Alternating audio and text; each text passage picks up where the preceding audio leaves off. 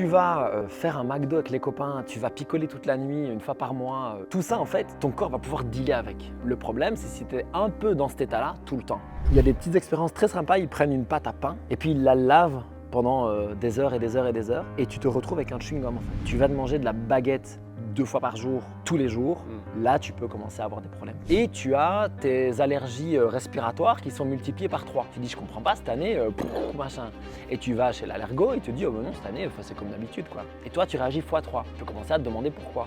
Tous ces symptômes-là avec lesquels tu t'es habitué à vivre, si tu veux, sont vraiment des marqueurs d'une inflammation latente, d'un problème digestif, de quelque chose dans le fond qu'on voudrait bien régler. Et bienvenue dans cette nouvelle vidéo YouTube où nous allons parler de nutrition et d'alimentation anti-inflammatoire, voire même anti-cancer. Dans cette vidéo, avec Jack, on va vous expliquer comment vous allez pouvoir mettre votre alimentation au service de votre santé. Cette vidéo est un condensé d'un podcast de plus de 2 heures qui sortira sur ma chaîne de podcast et peut-être sur YouTube. Mais l'idée, ça a été ici de vous réexpliquer, de vous prendre la base pour comprendre comment votre alimentation peut être aussi bien inflammatoire qu'anti-inflammatoire. Et en tant que kiné, ostéopathe du sport, professionnel de santé, l'inflammation, j'aime pas ça. Elle est source de beaucoup de douleurs, elle est source de beaucoup de problèmes. Et même si les anti-inflammatoires peuvent être utiles, on est tous d'accord pour dire que ce n'est pas la solution sur le long terme. Donc installez-vous confortablement, écoutez ça comme un podcast si vous le souhaitez. Dans cette vidéo, on va vous expliquer quels sont les outils à mettre en place pour vous permettre d'avoir une alimentation au service de votre santé. Je suis coach, formateur et owner de box, coach spécialisé dans le mouvement et dans la nutrition, l'alimentation anti-inflammatoire plus particulièrement.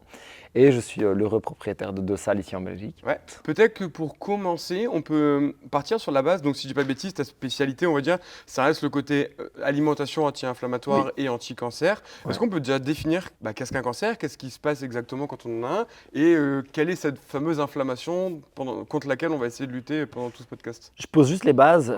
Moi, ma spécialité, c'est l'alimentation anti-inflammatoire. Dire qu'elle est anti-cancer, c'est pour moi, personnellement, c'est un raccourci que j'ose pas faire. Okay.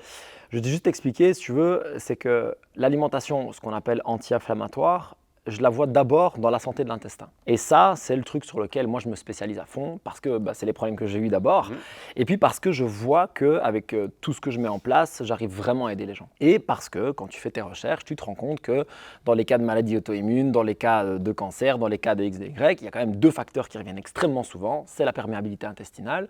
Donc le principe de la perméabilité intestinale, c'est que perméable versus imperméable, c'est un intestin qui va laisser passer en gros des molécules que ton corps ne voudrait pas normalement avoir dans le système. Donc si tu veux, il y a cette image que j'aime beaucoup qui est que quand tu mets un aliment dans ta bouche, en fait il n'est pas dans ton corps. C'est-à-dire que ton système digestif, si tu veux, t'imagines que tu as ton corps et que ton système digestif qui va de ta bouche à ton anus, ça va être un tuyau quoi. Et tant que c'est pas passé, c'est pas à toi. Tu vois ce que je veux dire? Il va falloir que ton corps aille prendre dedans certaines choses, machin. Et donc la base, c'est que ton intestin, il est imperméable. Ça veut dire qu'il laisse pas passer ce que tu ne veux pas et que tu choisis ce qui passe. Versus un intestin perméable, où là, tu vas prendre ce que tu veux, mais tu vas aussi avoir ce que tu ne veux pas. Et ça va créer des réactions immunitaires, des réactions inflammatoires. C'est une défense de ton corps. C'est très bien, c'est très bien. Sauf quand c'est trop souvent, et sauf quand, du coup, ça s'installe et ça devient ce qu'on appelle chronique. C'est ça, le berceau d'abord des maladies de civilisation, du cancer, etc. Et la deuxième chose qu'on peut retrouver très souvent, c'est ce problème de résistance à l'insuline, d'inflammation aussi, due à cette production trop régulière et trop importante d'insuline. Donc typiquement, manger 5 snacks sucrés sur la journée pendant 10 ans. Ça, on sait qu'à un moment donné, tu vas avoir un problème. Et donc quand tu as un berceau 1, berceau 2 et que tu mets ensemble, perméabilité intestinale et problème d'insuline, tu crées vraiment le cocktail, si tu veux, pour tous les problèmes qui peuvent aller avec. Donc pour toi, le côté inflammatoire ou anti-inflammatoire de l'alimentation, c'est cette perméabilité de l'estomac. De l'intestin. De l'intestin, excuse-moi, oui, pardon. Et 2, les variations de l'insuline qui seraient trop importantes. Exact. Parce qu'une variabilité d'insuline trop importante recrée aussi de l'inflammation. Ça recrée de l'inflammation et ça va en plus, si tu veux, ça peut dérégler certains systèmes, comme par exemple ta capacité après, soit à produire l'insuline, soit à lire l'insuline.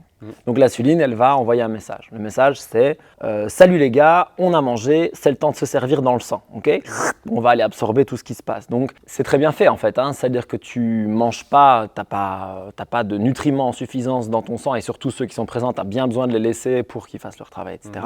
Et puis à un moment donné, tu as du sucre qui arrive ou des protéines, etc., etc. Et ton corps dit, OK, il y a des acides aminés, il y a du glucose, il y a des acides gras, il faut qu'on aille se servir. Et on va absorber tout ça dans les cellules. Donc, c'est à la fois un mécanisme de survie pour se nourrir et c'est à la fois un mécanisme de survie pour se défendre. Parce que si ton taux de sucre dans le sang est trop élevé ou trop bas pendant trop longtemps, ça peut te causer de graves problèmes. Donc, tu régules ta glycémie par cette insuline. Le problème, c'est que cette production, si tu veux, systématique d'insuline peut effectivement donc causer de l'inflammation, peut créer des dégâts à ton pancréas, etc., etc. Et quand tu arrives à ne plus bien lire, on va dire, l'insuline, le problème, c'est que tu ne vas plus pouvoir réguler ta glycémie comme il faut.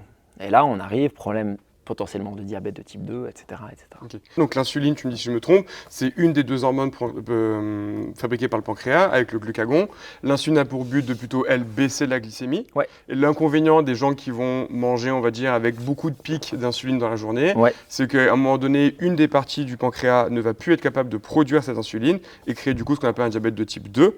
Qui du coup fait que les gens ont tellement déréglé leur production intempestive, on va dire, d'insuline pendant des années que le pancréas ne fonctionne plus comme il faut. Ils sont plus capables seuls de la produire au bon moment et sont obligés, si je dis pas de bêtises, de se faire des piqûres d'insuline en fonction. Oui, alors ça c'est un stade quand même très très avancé. Okay. Le moment où tu dois commencer à t'injecter, là, te piquer, factuellement tu te piques. C'est toujours très compliqué parce qu'une fois j'ai zippé et en fait j'ai dit shooter, mais parce que ça n'avait rien de péjoratif dans ma tête et je me suis fait reprendre dans les commentaires, mais 30 fois. J'ai dit pardon, c'est pas ça que je voulais dire. Donc effectivement, ça c'est quand même un stade très très avancé. Mais avant ça, tu peux avoir des problèmes, par exemple avec une glycémie à jeun qui est très élevée ou une insuline à jeun qui arrive et qui est élevée, etc. Parce que indépendamment de ta production qui est un peu foireuse, c'est aussi l'interprétation du signal de l'insuline qui commence à être foireuse. Alors l'image que j'ai entendue et que j'aime beaucoup répéter parce que je trouve qu'elle est parfaite, c'est tu mets tes yeux au soleil. Une fois, 2 fois, 3 fois, sauf qu'à un moment donné, tu regardes trop fort, trop souvent. Et à un moment donné, tu commences à perdre un petit peu la vue. C'est un peu ça, la lisibilité, la capacité de tes cellules à lire le message de l'insuline. Et donc, si tu n'interprètes plus ça, tu peux du coup avoir des problèmes au niveau de l'absorption, de la régulation du taux de sucre dans le sang, etc., comme tu le disais. Ok, d'accord. Donc là, on a bien les 2 points. Et donc maintenant… Comment faire? Exactement, qu'est-ce qu'on fait avec tout ça? Mais surtout, pourquoi est-ce que cette inflammation est si mauvaise? Je fais une petite parenthèse avec la kiné, parce que c'est un truc qui a beaucoup évolué ces dernières années. Classique, entorse de cheville, il y a une inflammation qui s'installe. Pendant très longtemps, on disait prenez des anti-inflammatoires. Et en fait, aujourd'hui, on se dit plutôt non, laissez faire, laissez l'inflammation faire. Si votre corps met en place une inflammation, c'est qu'elle est naturelle. Et même si ce n'est pas encore dans les recommandations, on est en train d'aujourd'hui limiter, nous, les traitements anti-inflammatoires de prise de médicaments ou même de mettre du froid. Ou même de la glace. En se disant, ouais, non, parce qu'au final, on est en train d'empêcher notre corps de faire ce qu'il voulait. L'inflammation, en réalité, elle est plutôt bonne et naturelle.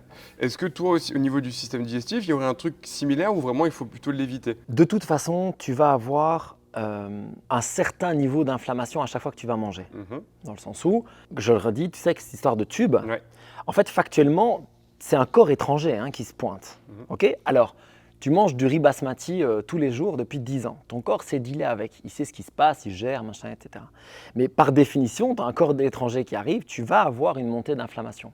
Mais l'idée, c'est que, est-ce que ça va être une inflammation, comme on dit, acute, aiguë, ou chronique. Et c'est la même chose pour une tendinite. Tu parlais une entorse de cheville. Moi, je te rejoins à 100% là-dessus, parce que j'en ai parlé avec des kinés et parce que j'ai testé. Et tu vois clairement la différence entre une zone que tu laisses guérir et dans laquelle même tu vas favoriser l'afflux de sang, etc. Je pense que la mobilisation sans douleur, ça reste, à mon avis, le meilleur moyen de guérir, en tout cas de mon point de vue ici. Versus, tu sais, avant, comme on me disait, mettre du froid, j'ai mis du froid sur des tendinites, ça n'a jamais rien fait. Alors par contre, le froid, ce qui est cool, c'est l'antalgique. T'as moins mal, ça c'est cool. Donc, tu sais, je me suis fait opérer du pied récemment, j'ai quand même mis du froid quelques fois parce que juste j'avais tellement mal que c'était cool de pouvoir fonctionner. Dis-moi si je me trompe, à ce moment-là, du froid, ça peut être bien juste pour un petit peu de vasoconstriction. Exactement. Et juste pour être un peu soulageant. L'inflammation, mais des fois, l'inflammation est tellement importante qu'on préconise. Et c'est la différence entre une entorse de cheville vs une opération où là, il y a un geste chirurgical. Et en effet, là, les chirurgiens se rendent compte que quand même, en post-opératoire, d'avoir des traitements anti-inflammatoires, que ce soit médicamenteux ou, on va dire, le froid, ça permet d'être moins douloureux, du coup, d'avoir moins peur de bouger aussi, du coup, de moins verrouiller toutes les structures autour. Donc là, en post-opératoire, c'est encore un peu différent, parce que là, il y a vraiment un geste externe.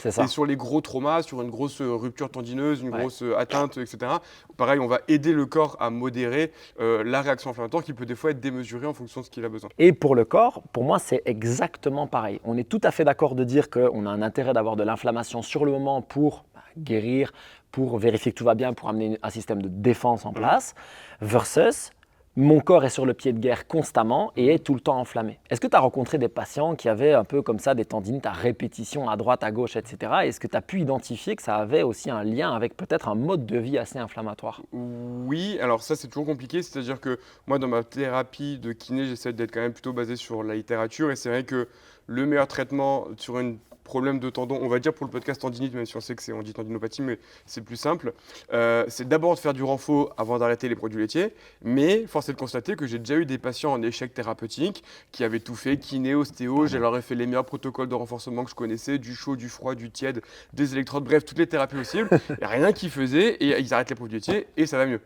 Donc, à un moment donné, c'est là où… Mais de la même manière que j'ai des patients à qui je fais des traitements comme des ventouses qui n'ont pas fait preuve de leur efficacité. Et ça va mieux. Et ça va mieux. À quel point est-ce que c'est du placebo, à quel point c'est psychologique ou à quel point c'est vraiment le côté inflammatoire, ça je suis absolument pas capable de le dire. Mais oui, du coup, pour répondre à la question, j'en ai déjà eu. Ok. Là où nous on peut observer, c'est particulièrement sur les douleurs inflammatoires chroniques. J'ai toujours cette petite histoire en tête avec une cliente, donc Nat, c'est la nutrithérapeute avec qui je collabore beaucoup pour mes programmes, les coachings nutrition, etc. Et elle bossait avant dans un magasin genre supermarché bio. Et elle avait une cliente qui se plaignait pas mal de douleurs, tu sais, articulaires, machin, etc., etc. Et quelques problèmes digestifs. Et elle lui dit, vous savez, vous pourriez simplement essayer une semaine d'arrêter de manger des céréales. Elle revient une semaine plus tard, elle a plus mal. Et de nouveau, est-ce que c'est placebo ou pas? Ok, factuellement, on ne peut pas aller le vérifier, je ne vais pas lui faire une prise de sang, mais dans les faits, elle va mieux. Et donc, on se rend compte que ce niveau d'inflammation chronique, c'est vraiment ça qu'on veut éviter. Tu vas faire un McDo avec les copains, tu vas picoler toute la nuit, une fois par mois, j'en sais rien, c'est ton anniversaire, tu fais la fête 2 jours. Tout ça, en fait, ton corps va pouvoir dealer avec. Le problème, c'est si tu es un peu dans cet état-là tout le temps. Tu as le problème d'être, comme je dis, un peu sur le pied de guerre. Donc ça, le problème, c'est que ça va être d'abord épuisant. C'est le premier truc que je dis, c'est qu'en fait, quand tu es inflammé tout le temps, c'est fatigant pour ton corps. Je veux dire, soigner un genou, une cheville, n'importe quoi, pour ton corps, ça demande un effort. Et bien là, ça va être la même chose tout le temps, un peu. La première chose, c'est cette fatigue. La deuxième chose, c'est que tu vas être aussi avec un état d'alerte tellement élevé que tu peux commencer à faire ce qu'on appelle des réactions croisées. Donc, par exemple, ce sont les céréales ou les produits laitiers, parce que ce sont les plus connus, mais on pourra en citer d'autres, qui créent chez toi une réaction immunitaire et tu commences à ne pas digérer la pomme ou la tomate. Et tu as tes allergies respiratoires qui sont multipliées par 3. Tu dis, je comprends pas, cette année, machin. Et tu vas chez l'allergo et tu te dis, oh ben non, cette année, c'est comme d'habitude, quoi. Et toi, tu réagis x3. Et tu peux commencer à te demander pourquoi. Je pense pas que l'alimentation, si tu veux, soit le seul médicament, tu vois. Mais pour moi, c'est un peu la base, en fait. C'est un peu là qu'il faut commencer avec le sommeil et l'activité physique. Mais on se rend quand même compte que sur le très long terme, si tu veux, le sommeil, ça va très vite te dire que tu es en train de faire quelque chose. Tu vois pas ce que je veux dire? Tu vas avoir un feedback quand même. Pour tous ceux qui ont déjà eu des gosses. Exactement, tu vois. Tu as un enfant, les 3 premières semaines, tu te dis ça va aller, et après 4 mois… Les 3 premières années, ça va plus. C'est ça, tu vois. Je veux dire, nous, on a eu des nervous breakdowns, en mode, mais c'est juste plus possible, tu vois. Le sommeil, tu vas avoir un feedback très clair, tu vas être fatigué, tu vas plus pouvoir te concentrer, tu vas être irascible, etc., etc. L'alimentation, c'est beaucoup plus pernicieux parce que d'autant plus si tu es habitué à manger, je vais dire, plutôt industriel, plutôt inflammatoire depuis que tu es tout petit, tu vas t'installer dans ce système et ton corps va pouvoir fonctionner avec. Et si tu veux, je prends toujours cette image, imaginons que ton corps puisse fonctionner à 10 sur 10. Et encore, je pense de toi à moi, sincèrement, qu'on ne conçoit pas ce que c'est le 10 sur 10 du corps humain. Imaginons que tu puisses fonctionner à 10 sur 10, mais que depuis que tu es enfant, tu vis à 5. Et tu penses que c'est ça en fait ta façon de vivre, d'être un peu fatigué, d'avoir le ventre un peu gonflé, d'être, tu sais, d'avoir le bon vieux coup de barre à 14h, je m'endors sur mon bureau, etc., etc. Et tous ces trucs-là, j'ai de l'acné. Alors j'en ai pas moi, mais je connais vraiment beaucoup de gens qui ont des problèmes de peau à 30 ans. Tu n'es plus supposé avoir des problèmes de peau à 30 ans. Si tu as des problèmes de peau à 30 ans, il y a un problème. À 14-15 ans, tu as les hormones, machin, tu peux encore mettre ça là-dessus. À 30 ans, c'est fini. On espère. Ta puberté est terminée. Et donc, l'idée, c'est qu'à ce moment-là, tous ces symptômes-là avec lesquels tu t'es habitué à vivre, en fait, marquent, si tu veux, sont vraiment des marqueurs d'une inflammation latente, d'un problème digestif, de quelque chose dans le fond qu'on voudrait bien régler pour pouvoir, toi, te libérer de tes chaînes et aller vivre à 7, 8, 9, 10. Et tu vois, ça me fait penser un peu ce côté aigu vs chronique au stress, Ouais. qui on sait est quelque chose de naturel et plutôt bon pour sûr. notre organisme. Le corps est fait pour réagir au stress et c'est très bien géré. Mais quand le stress devient chronique sur des mois, voire des années avec des modes de vie qui ne conviennent pas, c'est là où en fait ça devient nocif. Et c'est un peu ça que toi tu Exactement. corrèles sur l'inflammation. Exactement la même chose. Je suis tout à fait pour le fait qu'on subisse des stress. Parce que, comme tu le sais, ça nous fait progresser. C'est comme ça qu'on devient meilleur. Sauf que, si tu fais 3000 burpees tous les jours pendant 10 ans, il y a peut-être un moment donné où le corps il va te dire merde, d'une manière ou d'une autre. Tu vois. Et vis-à-vis de l'inflammation, j'écoutais un peu tes podcasts, etc., que je trouve très intéressant. Et tu avais une approche qui était cool aussi, c'était vis-à-vis de l'alimentation, soit on va en parler certains aliments ou méthodes qui vont être anti-inflammatoires, soit réduire celles qui sont inflammatoires. Ouais. Au final, il y aurait deux leviers, soit amener plus d'un élément, soit amener moins d'autres éléments. Ouais, je pense comme toi, avec un bémol que je vais mettre, je pense que le levier de diminuer l'inflammation est infiniment plus grand que celui d'ajouter des choses anti-inflammatoires. Okay. Moi, j'adore faire des parallèles avec ta spécialisation parce que c'est quelque chose qui me fascine le corps humain et donc je pense qu'on peut en parler aussi. Si tu as un geste qui est mal fait, qui est répété et qui crée de l'inflammation dans un genou ou une épaule, au CrossFit, tu as quelqu'un qui snatch et qui ne sait pas stabiliser une barre, à un moment donné, l'épaule va commencer à poser problème. Est-ce que c'est mieux à ce moment-là de prendre des anti-inflammatoires ou est-ce que c'est mieux de corriger le geste? Eh ben, c'est exactement la même chose avec l'inflammation. C'est-à-dire que tu peux prendre du curcuma, du gingembre, de l'ail, des oméga 3 et machin. Si à côté de ça, tu ne digères pas les céréales et que tu en manges 3 fois par jour, ça ne changera pas. Et là, je vais te raconter une anecdote de vie personnelle que je trouve incroyable. Ma femme m'explique que petit enfant, on lui donnait un verre de lait chaud pour dormir parce que c'était bien pour dormir. On lui donnait son lait chaud avec un Gaviscon étant un anti-reflux. Elle me dit, au plus j'avais 6-7 ans. Et donc, plutôt que d'enlever le lait chaud qui lui créait du reflux, on rajoutait le Gaviscon. Et tu te dis, mais tu vois, voilà. Et ça pour moi, c'est un peu la façon de réfléchir actuelle contre laquelle moi je me bats. Est-ce que c'est un peu comme quand je prends un Doliprane après une grosse cuite? Je devrais pas prendre plus de Doliprane, mais peut-être boire moins d'alcool, c'est ça le problème. Oui, mais quand tu prends une grosse cuite, c'est un choix, donc tu as le droit. Ça reste occasionnel, on le voilà, répète. Exactement. Moi, je suis tout à fait pour, il faut se mettre des grosses cuites de temps en temps. Non, mais en vrai, si tu veux, le problème, c'est qu'avec l'image que je renvoie parfois, on pense que, du coup, je pense qu'il faut vivre comme un ascète, mais c'est pas du tout ça l'idée, tu vois. Moi, je suis à fond pour profiter de la vie. C'est juste, comme je dis, en fonction de ton niveau d'inflammation et de ton état, mais tu peux te permettre plus ou moins de choses. Toi, tu es jeune, tu as l'air en bonne santé. Est-ce que tu as des problèmes de santé particuliers vraiment Douleur à gauche à droite, mais sinon tout va bien. Ok, tu as des douleurs à gauche à droite, tu es très sportif. Ouais. Comme je redis, tu vas manger un frites burger une fois et tu t'en colles une fois par mois. Tout ira très bien, tu comprends? Bon, rentrons dans le vif du sujet. Du coup, quel est l'aliment numéro 1, d'après toi, qui serait, même si évidemment dans tout ce qu'on dira, il y aura toujours, j'imagine, des variantes entre les individus, mais le premier chez toi que tu aurais envie d'enlever chez un individu qui voudrait réduire son alimentation, son inflammation, pardon. Les choses évidentes sont les sucres et les produits industriels. Tu sais, quand tu manges un cookie qui sort d'un sachet, tu n'es pas en train de te faire du bien. Tu le sais. Tu sais que j'adore. Alors toi, tu sais pas parce que tu n'es pas trop sur Insta, mais je suis un énorme fan de cookies. C'est vrai. Taper sur le truc que je défonce. En plus, c'est trop bon, je ne le savais pas, c'est excellent. Je suis un gros fan, je fais des stories une fois par semaine. Et quoi, où tu vas acheter une barquette et tout, ou tu te les fais toi-même? Non, à Paris, on a la chance d'avoir beaucoup. Alors, il n'y a pas de barquette, mais beaucoup de trucs de cookies, etc. qui te font des cookies magnifiques. Mais ça, je comprends. Mais non, c'est pas la boîte de cookies.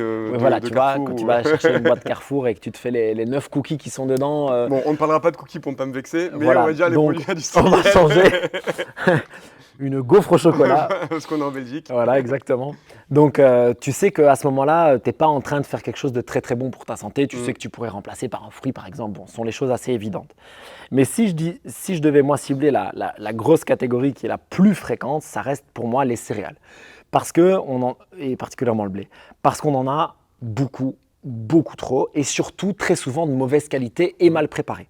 Okay. Donc, on me dit toujours, oui, mais quand même, il y a des artisans qui font du bon pain. Je dis, oui, bien sûr. Va chez eux. Mais si tu prends ta baguette à Carrefour, ne me dis pas que c'est un artisan qui t'a fait son levain lui-même avec un blé ancien tu vois, qui n'est pas génétiquement modifié et qui n'est pas aspergé de produits du matin au soir. Ok. Pour les céréales, moi j'avais Bazo, on m'avait appris, c'était blé, avoine, seigle et orgeat. Exactement. Nous, on dit sabot, mais c'est tout pareil. Sabot, oui, il y a les mêmes lettres. Bazo, sabot, c'est Ok. exactement. C'est exactement. Donc ça, Seigle, c'est quoi? avoine, C'est blé, orge. les quatre plus inflammatoires ou les quatre principales? je Ouais, dirais donc c'est ça. Donc seigle, avoine, blé, orge, en fait, ce sont vraiment les 4 effectivement principales. Et comme je dis toujours, s'il y en a un que tu dois cibler, c'est le blé. Pourquoi? Parce qu'en fait, il y en a partout. Ouais. Il y en a partout. Tu vas dans une station-service, tu vas dans un snack, tu vas dans une boulangerie, tu vas dans n'importe quoi. C'est du blé partout, partout, partout.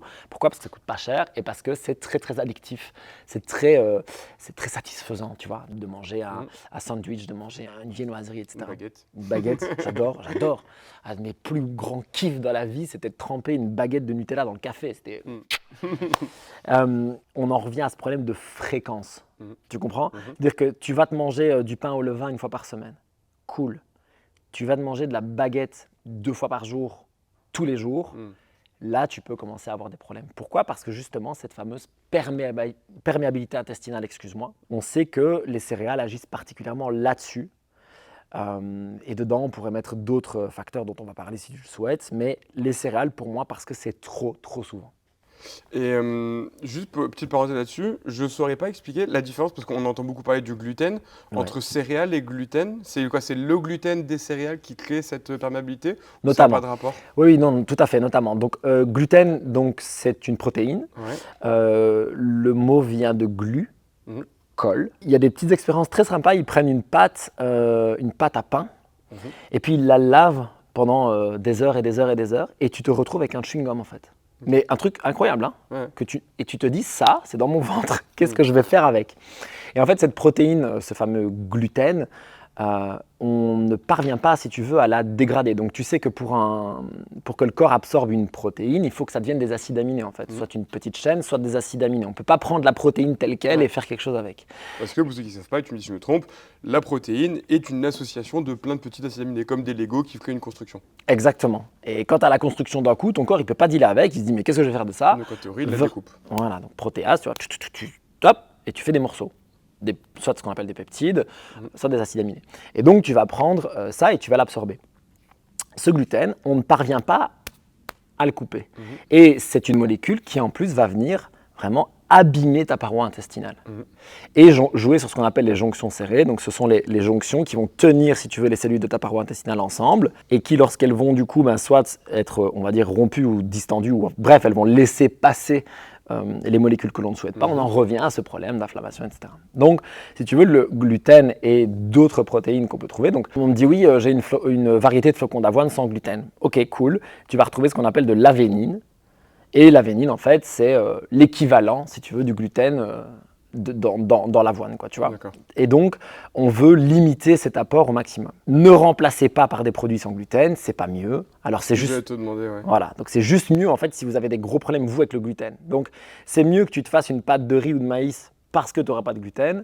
Mais le problème, là, on va se retrouver dans l'autre problème de l'équation qui va être, d'une part, qu'on est sur des produits industriels dans lesquels on va rarement avoir des produits des aliments de bonne qualité. Et d'une autre, parce que tu vas avoir un index glycémique assez élevé et donc un impact sur ta glycémie assez élevé. Et donc, on en revient avec ce problème d'insuline, etc., etc. Parce que si je dis pas de bêtises, du coup, tu as des gens qui sont spécifiquement intolérants au gluten. VS, là où on est en train de parler plutôt d'avoir une alimentation anti-inflammatoire de manière générale, c'est une personne qui n'a pas d'intolérance particulière à un produit. C'est ça.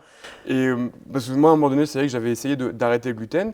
Et en fait, des fois, je me dis, mais est-ce que c'est mieux de prendre un pain chez le boulanger avec du gluten où dedans, tu as de la farine, du sel et de l'eau, VS à Monoprix, le pain sans gluten, et je regardais la liste des ingrédients.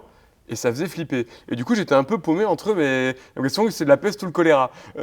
En l'occurrence, tu as raison, c'est la peste ou le choléra, on est bien d'accord. Si tu veux, là, pour moi, le choix, il va dépendre de 2 choses. La qualité du pain que tu vas trouver et ta propre sensibilité au gluten. Mais dans tous les cas, ce fameux truc chez Monoprix, il ne faut pas le manger. Ça, c'est le truc que tu prends comme tu prends un verre d'alcool, quoi. C'est une fois de temps en temps parce que tu veux kiffer. Et tu es sur de l'ultra transformé. Clairement, tu es sur de l'ultra transformé, tu vas être avec un paquet d'additifs, tu lis la liste, c'est terrible, tu as des machin partout, etc. Tu vas chez un boulanger, un artisan. Déjà, si tu peux avoir un pain au levain, c'est extraordinaire parce que justement ce levain, quand on va lui laisser le temps, va commencer à prédigérer le gluten. Donc tu vas avoir une facilité à absorber ce pain. Donc déjà, à digérer ce pain. Donc ça, c'est une très bonne nouvelle. Maintenant, on parlait de l'intolérance, sensibilité, allergie au gluten. Ouais. C'est un spectre, Mhm. de nouveau. En fait, on pense toujours A ou B. Mais ce n'est pas comme ça que ça fonctionne. Chez les gens en bonne santé, on sait que le gluten augmente la perméabilité intestinale. Que tu sois sensible ou pas, c'est un fait. Maintenant, l'idée, c'est que tu peux avoir des symptômes qui sont plus ou moins évidents. Mhm. Donc, si ça augmente ta perméabilité intestinale de manière chronique, on sait que ça peut créer des problèmes un jour. Mais sur le moment, tu ne vas pas te dire « Oh là là, j'ai mangé un morceau de pain et je me sens en travaux ». Versus quelqu'un qui va avoir une sensibilité au gluten et qui va manger un morceau de pain et qui va avoir, le plus souvent, c'est un gros coup de fatigue derrière. Le gros coup souvent, c'est après, je suis, tu vois, j'ai le ventre qui gonfle, Ouais, ballonnement, ouais. mal au crâne, tu vois, toutes ces petites choses-là, tu vas pouvoir identifier, dire ok, moi j'y suis particulièrement sensible, donc je sais que il faut absolument que je prenne du pain au levain, et 2, il faut que je limite la fréquence et la quantité au maximum. Je peux manger un peu de pain de temps en temps et tout va bien. Donc tu es sur ce spectre et il y a des gens qui sont ce qu'on appelle allergiques au gluten, donc c'est la maladie cœliaque, chez qui eux par contre c'est dramatique. On est chez des gens qui peuvent aller jusqu'à, si tu manges un produit sans gluten qui a été fait dans une usine avec des produits avec gluten, on peut avoir des problèmes juste par la contamination. Ouais, c'est pour ça que souvent ils marquent présence ou trace de gluten. Exactement. Ça veut dire que c'est comme pour les arachides, là quand c'est une allergie, il faut vraiment faire extrêmement gaffe. Exactement. Donc c'est un spectre. Et le seul moyen d'identifier ça, alors cœliaque c'est c'est facile. On te fait une colonoscopie, donc c'est pas rigolo, mais on sait le faire. La sensibilité, ce n'est quasiment que par essai-erreur. Ouais. Ce n'est quasiment que par éviction en fait. Donc tu arrêtes 2 ou 3 semaines.